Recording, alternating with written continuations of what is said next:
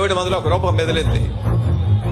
అర్జునుడు లాంటి రూపం, భీముడు లాంటి బలం, అభిమన్యుడు లాంటి పౌరుషం, రాముడు లాంటి గుణం, కృష్ణుడు లాంటి సంమోహనం. ఆ పిల్లవాడికి పేరు పెట్టాడు.